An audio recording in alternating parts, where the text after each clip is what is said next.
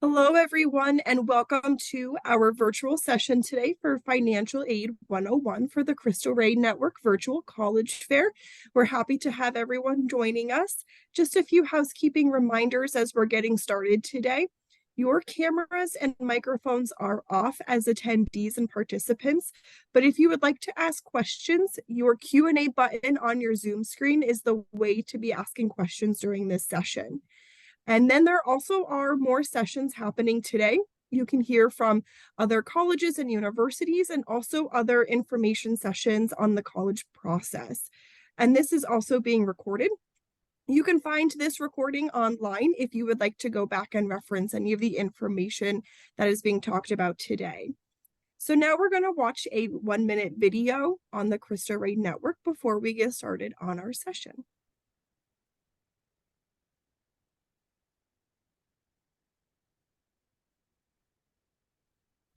Welcome to the Cristo Rey Network Virtual College Fair. We're glad that you're here, and we congratulate you and your families for taking this next step in your college journey. With over 25,000 alumni nationwide from 39 schools in 24 states and almost 13,000 students currently in Cristo Rey high schools, we're glad that we have over 5,000 juniors and seniors who are joining us for this virtual college fair this year. We're joined by nearly 100 college partners who are invested in your future, some of which have been partnering with us for over 15 years. You will have the opportunity to connect with dozens of colleges and partake in one of two Financial Aid 101 sessions. One will be in Spanish and one in English. And since all these sessions will be recorded, don't worry if you miss something, because we'll put them out on YouTube after the fair. And don't forget about the Ask Me Anything open forum at 7 p.m. Central on Thursday and 3 p.m. Central on Saturday. This is your prime opportunity to ask college admissions representatives anything. We want you to leave this fair confident and empowered to start your college journey. Thank you for all of your commitment to the classes of 2023 and 2024, to our parents, guardians, students, college counselors, and college representatives. Viva Cristo Rey! Okay, so at this time, I'm going to turn it over to Bianca. Thank you, Melissa.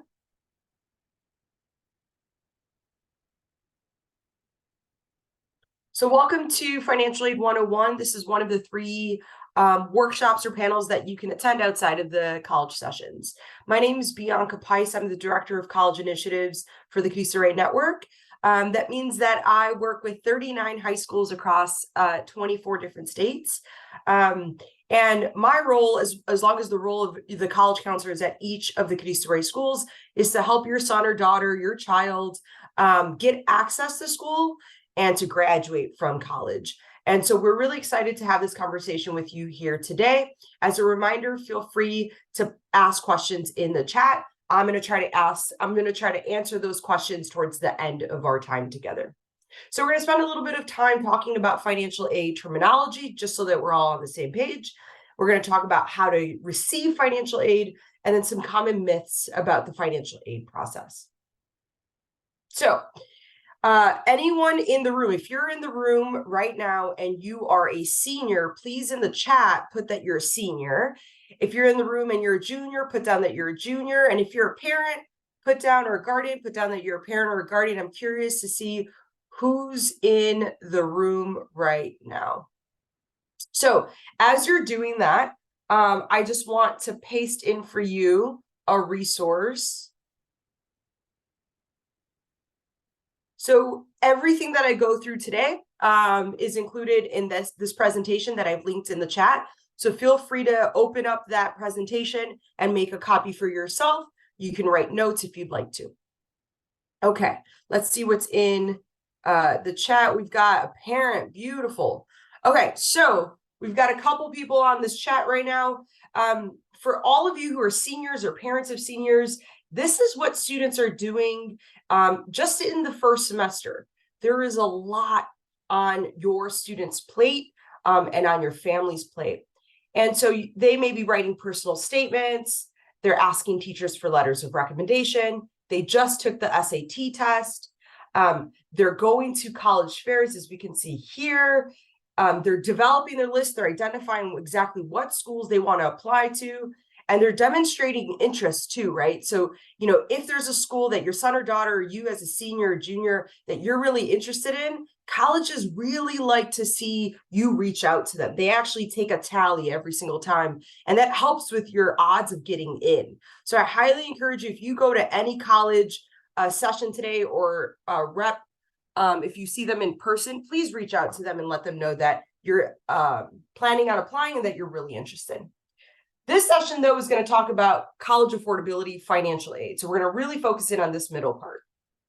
So this is the full year's map of what the family, senior, and guardians have to get done before they can receive financial aid for college. And I'm going to go through this in these 3 sections. The first section is called Prepare.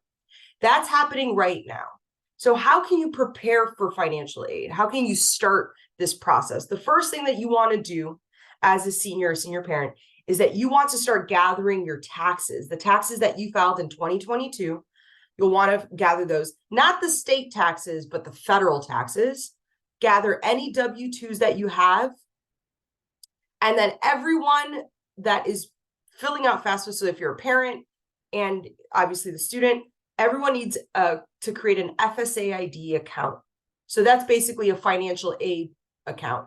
And if you notice here, anything that is hyperlinked that has resources will be underlined. So when you look at this later on, you can do these steps on your own. Once you have that ready, that should start happening about now. We move into November, December, and January. And that's what we call application or apply. So now you're actively applying for financial aid. And the 2 big applications that you want to focus in on are the CSS profile and FAFSA. The CSS profile is just for some schools, so it only matters if your son or daughter, or if you as a senior, if you're applying to those specific schools. And if you want to know which those specific schools are, you can click on this hyperlink, and it will take you exactly to the schools. You see your CSS profile, domestic student. Anything that says yes, then you'll need to apply and complete the CSS profile. Okay. If you have to do the CSS profile, you'll do that between November and December. And then everyone, no matter who you are, should complete FAFSA. And depending on your situation, you may need to also, after you fill out the online form, you may also need to turn in hard copies of your W-2 or worksheets. We'll get into that in just a second, but that includes some of that application. And then in April, your son or daughter should have award letters. They should receive from the colleges that they've been accepted to, because they'll receive those acceptances in January through March, award letters from those colleges. Once you receive award letters, May 1st is the big day. This is when your son or daughter has to make a decision on what school they're going to go to. Normally, there's a deposit deadline, and so May 1st should be on everyone's calendar as a day that everyone has to make a decision, and no one should be making a decision without understanding what that college will cost you. So that's why you want to collect award letters as soon as possible.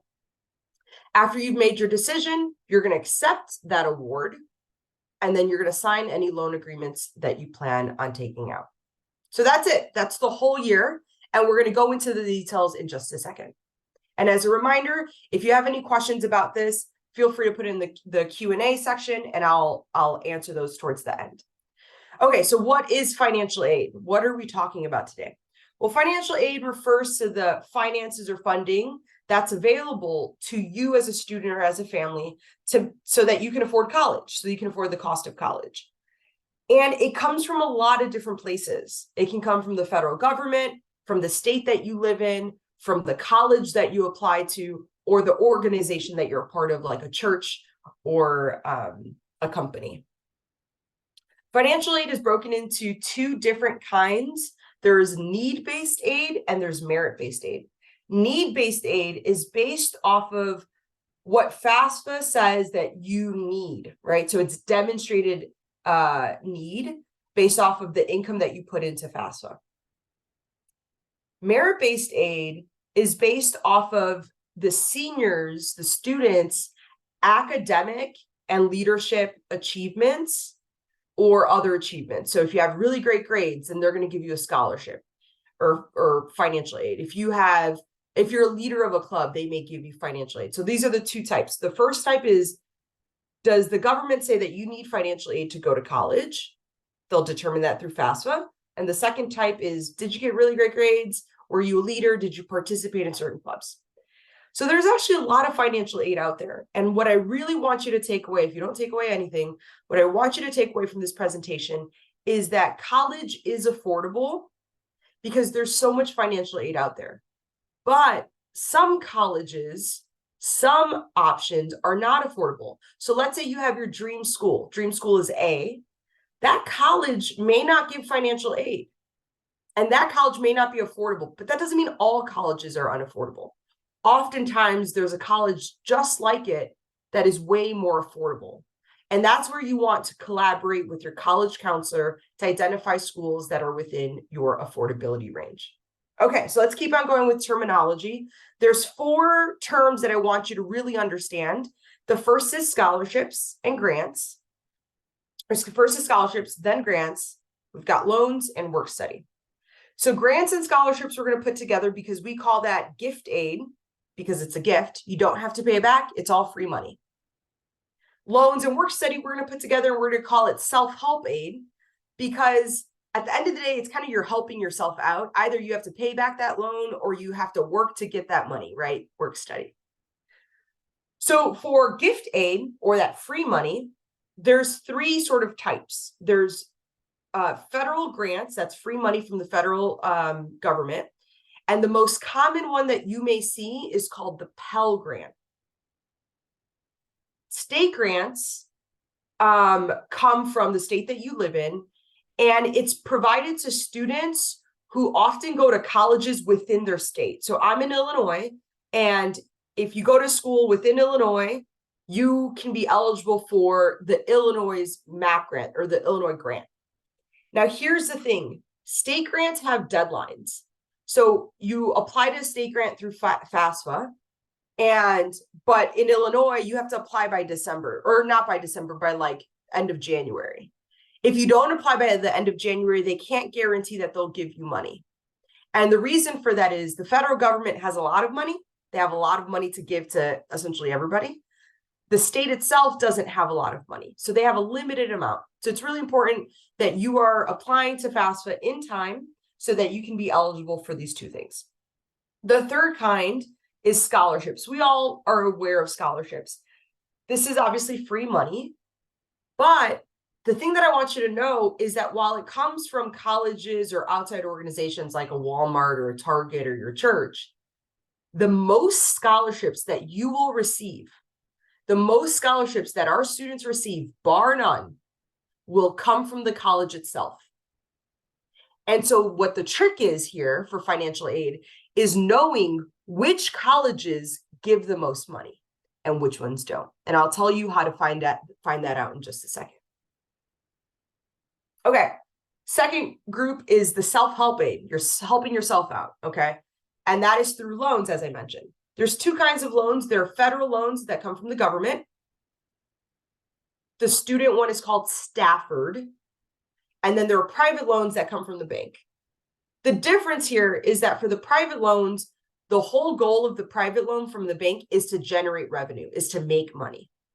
Versus from the federal government, that's not necessarily the objective, right? In fact, they forgive many loans if you qualify for them. There's some loan forgiveness that's gone out for if you're a teacher, if you're a social worker, right? And then there's federal work study, which comes from the federal government, and it basically helps pay for your employment. So instead of a college saying, hey, we can't afford hiring all these students, the federal government says it's fine, I'll pay for their income. I'll pay for their work study. Okay, so you got federal work study, and it's often part-time, and it's often for undergraduates. Okay, so we understand what the terminology is. Now let's talk about the process. So the full process looks like this. You're going to apply online. You're going to prove what you put online was right by turning in documents, hard documents, or sometimes you can scan them or fax them. Once they receive both of those things, you'll receive an award letter, which has how much you actually have to pay. And then you're going to accept your award letter and any loans that you want, and you're going to accept the free money, of course.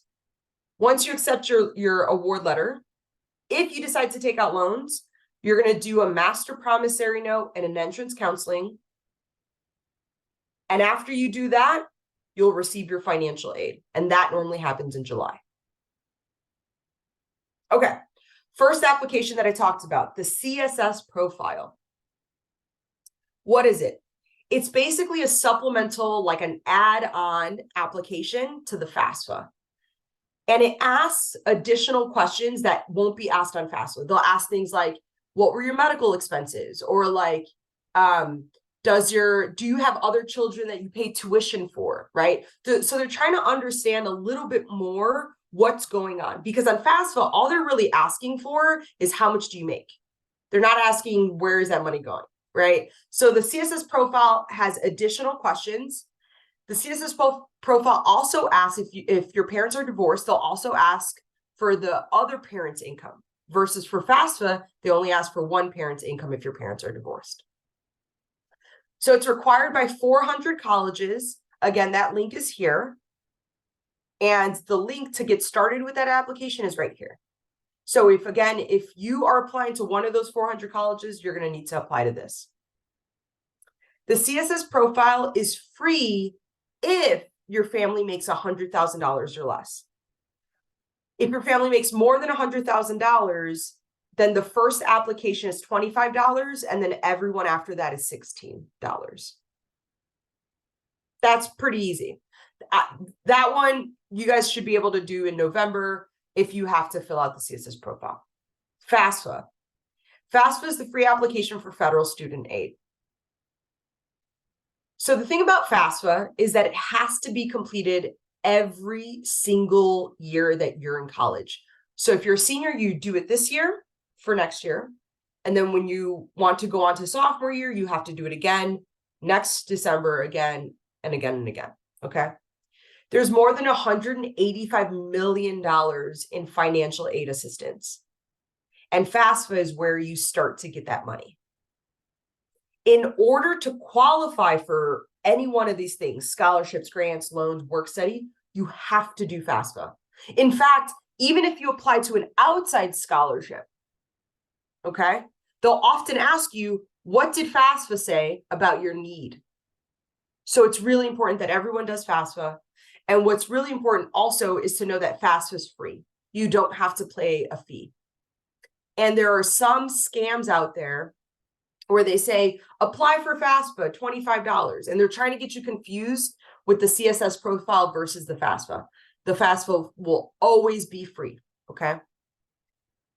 So what do you need to know about the FAFSA? As I mentioned, it has to be done annually. And the taxes, the income that you put in there is from last year, okay? It's the 2022. Second thing that you need to know is that if you're a student or if you're a parent, you have to put down, and you're taking care of your child, you have to put your taxes down. You can't be like, I don't want to do it, right? Or you can't say, well, they're kind of living with somebody else, right? Well, if they're living with somebody else, that might be a situation. But like, oh, my ex-husband put them down on their taxes, but they're living with me. You have to use your income.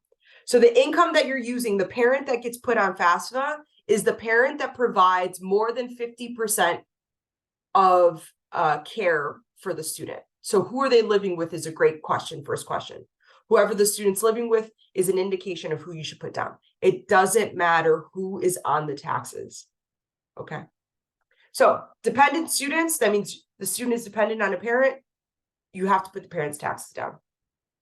The taxes that the income and the tax information that you'll put down is the 2022, and the application that you'll apply to is the 2024-2025 application, again, because it's for next year.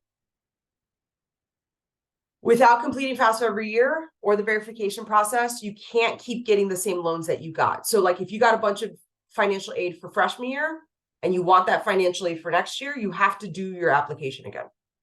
When does it open? It opens in December. We don't have an exact date yet, but I want you to plan as a family to complete it in December. When should you do it? As soon as possible. As I mentioned earlier, state grants, the state that you're in, they have a lot of deadlines, and it's a first come, first serve. It's like getting in line for financial aid for the state. And once the financial aid runs out, it runs out. So it's really important that everyone who's in college right now and everyone who plans to go to college does their FAFSA as soon as possible. How should you do it? FAFSA should be done online at studentaid.gov. You can write that down, or it's on the presentation if you want to click on it. That is the site that's not a scam. That's the one that's not fake. That's the one that you don't have to pay for. It's studentaid.gov. If you wanted to do it on an app, like on your phone, you could. The government actually created an app. It's called My Student Aid. But I actually suggest that people don't do it on the app because there have been a lot of bugs in the app, as in like it freezes, the app freezes, and then you have to start all over. So the best thing to do, honestly, is just to do it on your computer. Okay, so what does studentaid.gov look like so you guys don't get confused? It looks like this, and the first thing that you're going to click on is this FAFSA form link, and you're going to look for the 2024-2025. If you are more comfortable as a parent, or if your parents, seniors are more comfortable with Spanish, you can toggle between the language, between English and Spanish, which is really nice. Okay, so who should do FAFSA? Because not everyone should be doing FAFSA.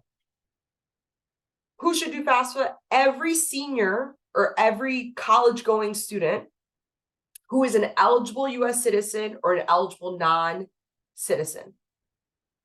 So a U.S. citizen, you know that, right? You have your citizenship. If you have your citizenship, perfect. You do FAFSA, no questions. If you're not a citizen, but you're a U.S. permanent resident, you can do FAFSA. You can get financial aid through the federal government.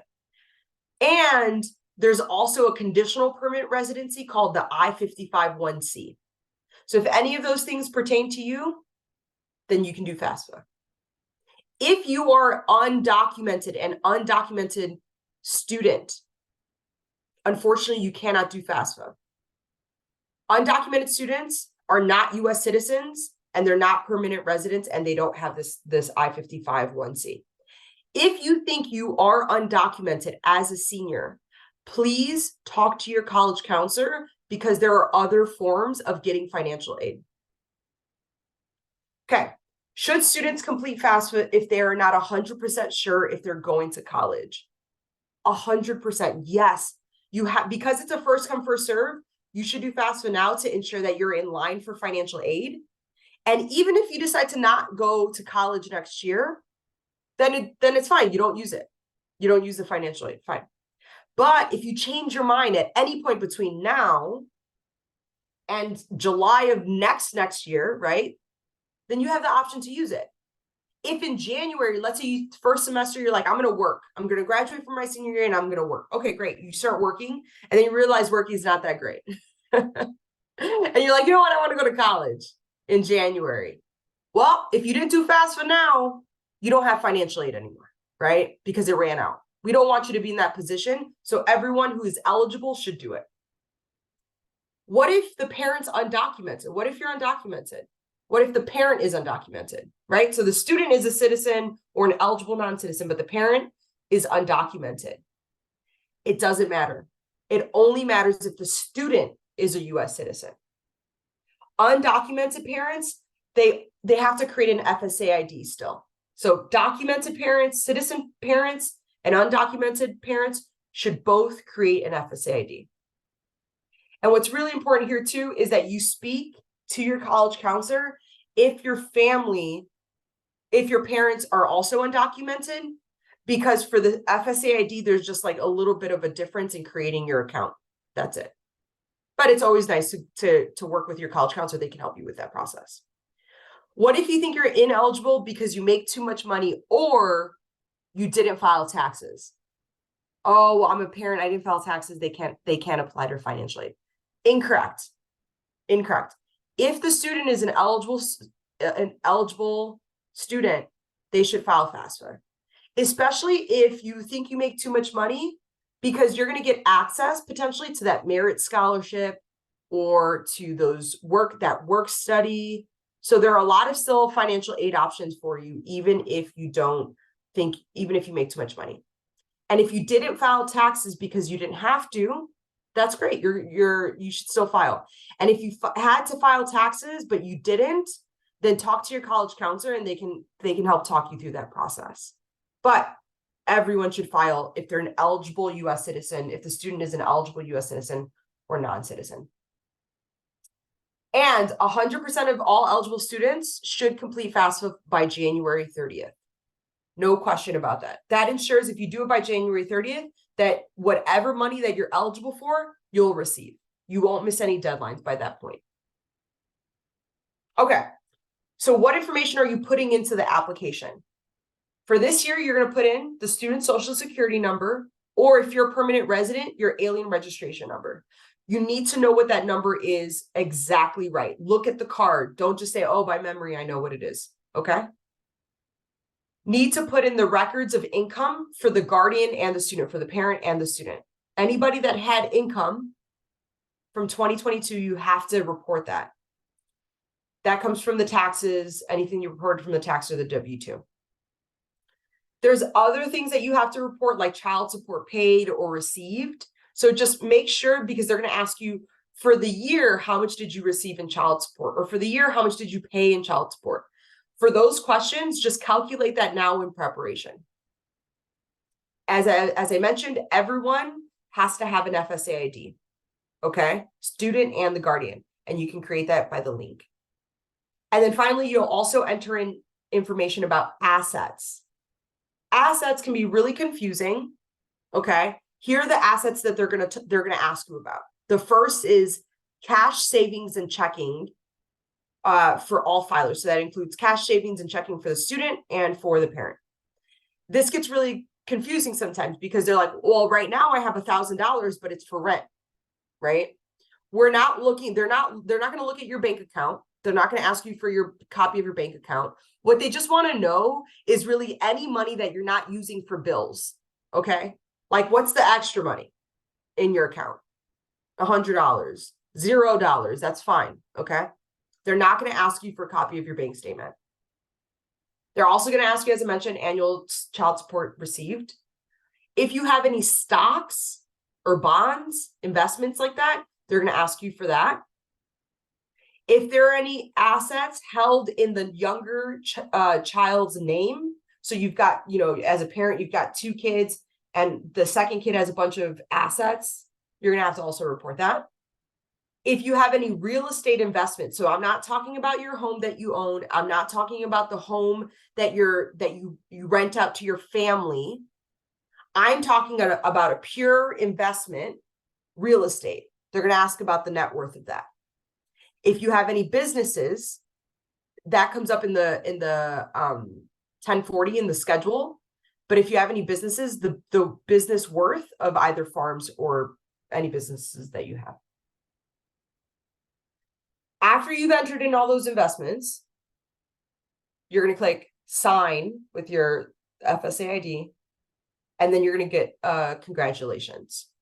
And on this page, it's going to show you what an SAI is, the estimated SAI. I want you to write that down, because the SAI is the number that the college will look at to determine how much financial aid you receive.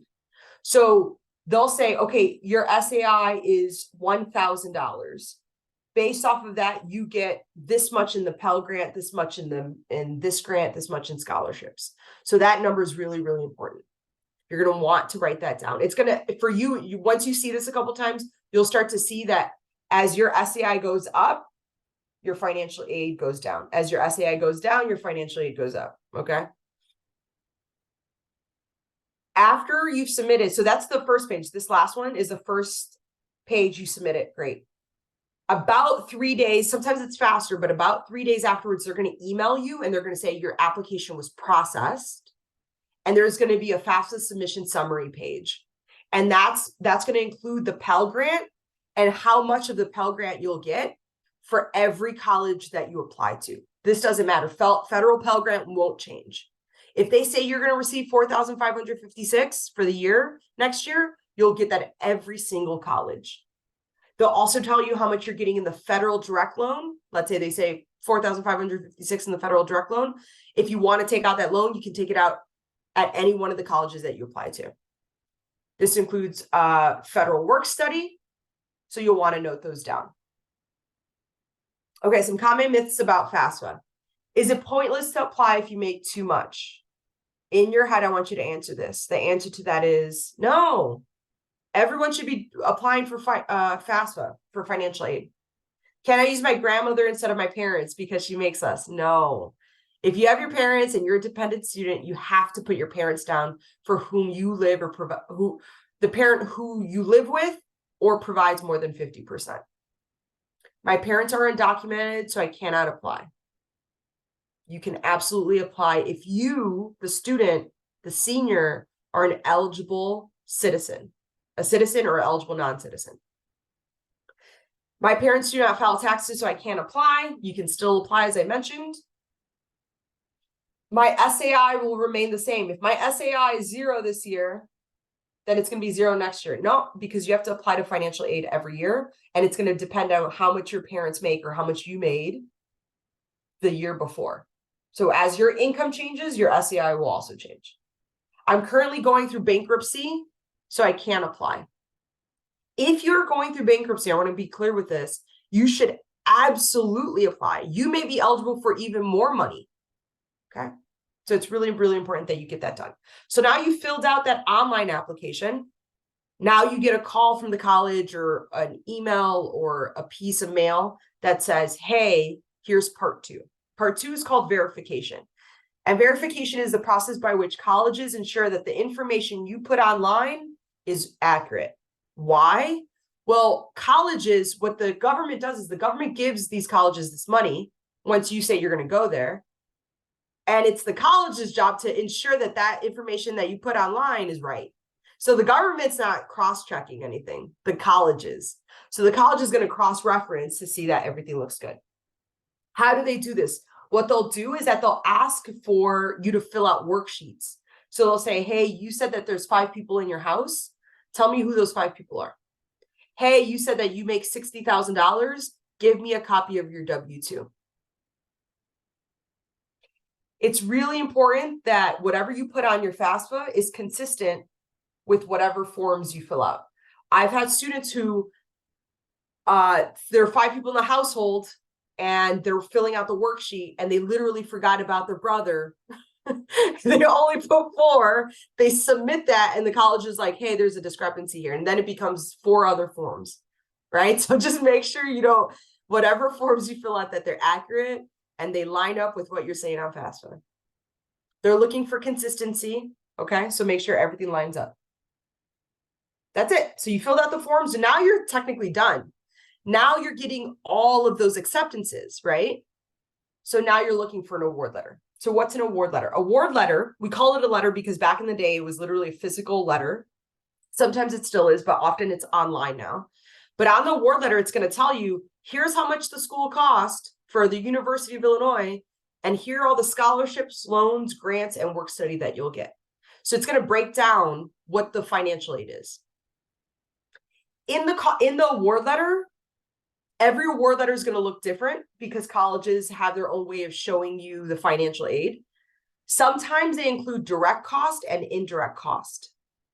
Because cost of attendance, which is the cost to go to college, includes how much tuition is.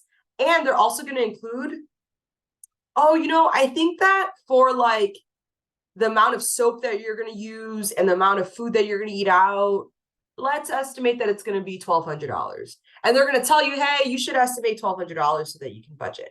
But that's not actually what you're going to pay. And what we know, especially as parents, we know that that's going to be different for every student, right? So what I want you to focus in on is just the direct cost. When you look at that award letter, only look at the direct cost and look for the tuition, fees, and then if they're going to dorm, and the meal plan. Because that's what you're going to get billed. So here is a actual award letter from actually one of my former students for Lycoming College. It's one of the colleges that my students ended up applying to. So let's just take a second to get ourselves acquainted with this award letter. It was online. You'll see here on the left-hand side, it's organized into three sections: three sections: scholarships, education loan, direct expenses. Okay, so let's look at those. First one says Lycoming grant, presidential scholarship, federal Pell grant, federal SEOG, federal subsidized, federal unsubsidized, tuition, room, and board fees. Then on the right-hand side, it's broken down by the semester: fall semester, spring semester, and then the full year total on the right-hand side. So here's how you calculate this. Oh, sorry. Here's what you want to ask. The first question you want to ask: is this affordable for my family? And here's how you calculate it. I'm going to skip this really quickly. Here's how you calculate it. You're going to first take the direct cost, which is tuition, fees, dorm, meal plan. Take that because that's what you're going to get billed. And then you subtract scholarships and government grants, all that free money, that gift aid. Once you subtract that, we come up with what we call net price, which is basically what's the school going to cost after all the free money without any loans. Okay. Once you get the net price, then you subtract the loans if you want to take out any loans. And then after the loans, whatever loans you want to take out, then that's your real out-of-pocket cost. So how would we calculate this? Now, this student has a negative 1,200 SAI. Just so you know, SAI can be negative. Because of that, they're going to receive the full Pell Grant and scholarship. So first, let's look at the direct cost: tuition, fees, room, and board. That comes out to $56,398. So we'll put that on the line. Then we're going to look at the college grants or scholarships. So Lycoming gave them a lot of money from the Lycoming grant and the presidential scholarship. And if you total that up, that's $44,548. And then from the federal government, they're getting 6,000 plus 1,000. They're getting 7,345. So that's all the gift aid. That's a lot of gift aid, right? So when you subtract the gift aid from what they're going to get billed, if they decided to take out no loans, then they would have to pay for the year $4,500. And then if you look further down, for loans, they were offered $3,500 in the subsidized and $2,000 in the unsubsidized. And so that's $5,500. If the student wanted to take out the full $5,500 for the year, they would actually get $1,000 back. And they can use that $1,000 for books, for whatever they'd like. I would actually suggest if they don't have to take out the full $5,000 and they have $1,000 for books, then they only take out $4,500.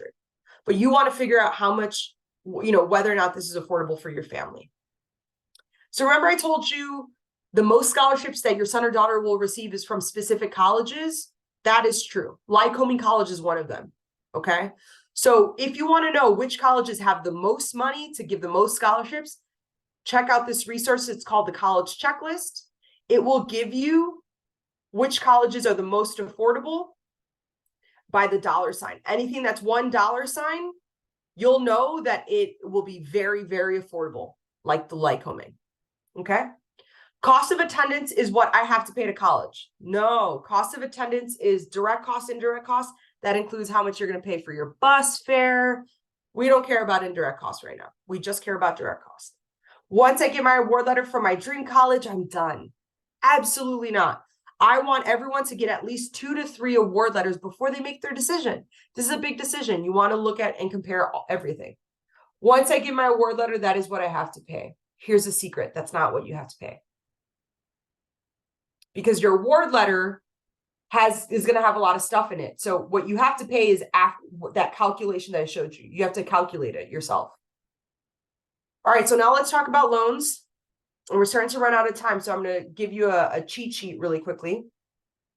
When you accept the award letter, you get to accept everything. So they ask you, do you want to accept the scholarship? And you're like, yeah, I want to accept the scholarship. First thing you're going to accept: any scholarships, any grants, any work study. You're accepting that. Of course, it's free money.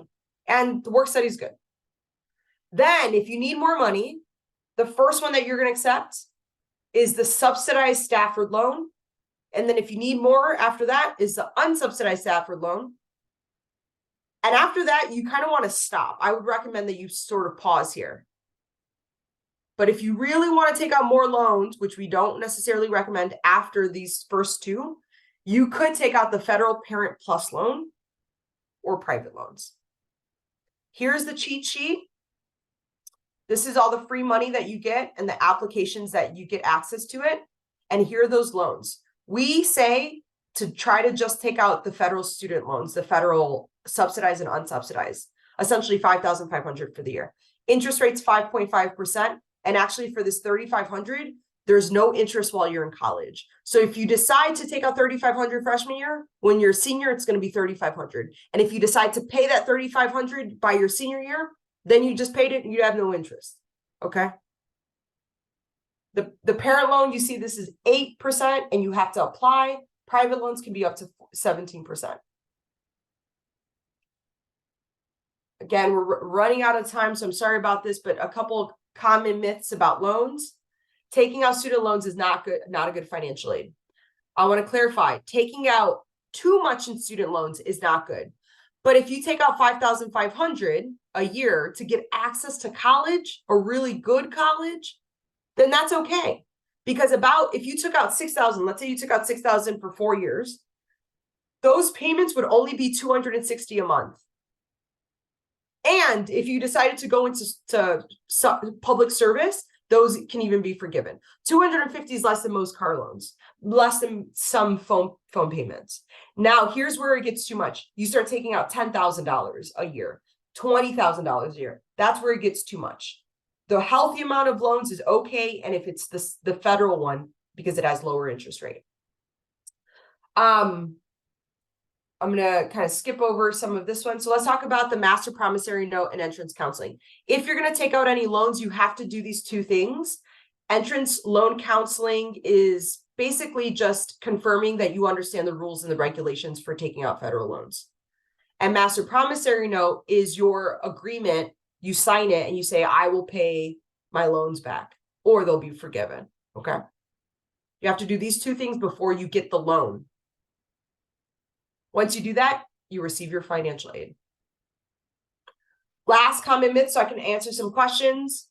I will make college affordable by applying to a bunch of outside scholarships. That's one way, but the way to actually make it really affordable is by applying to those colleges like Lycoming, or those colleges that have a $1 sign on the college checklist.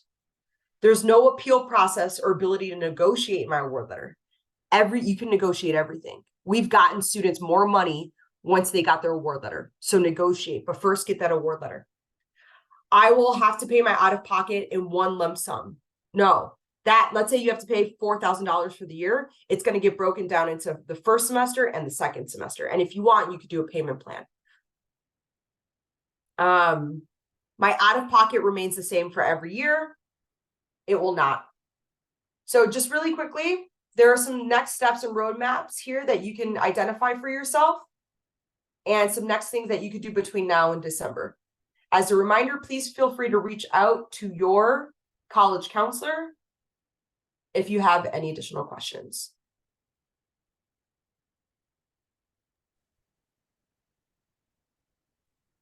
All right, we have about a minute or so if you wanted to wrap up any questions or any final thoughts on financial aid.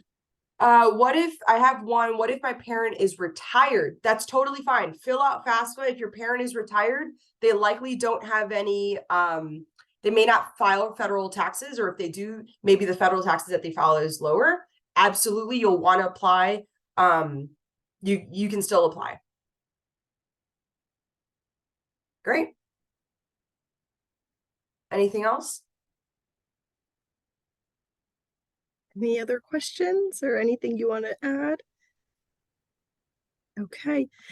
So I just wanted to thank everyone for joining us today, our attendees, and also Bianca on sharing some information on financial aid. There are more sessions still happening today, so just kind of keep an eye out for those and definitely attend those sessions as well. And also this recording will be available online as well. So thank you everyone for coming today.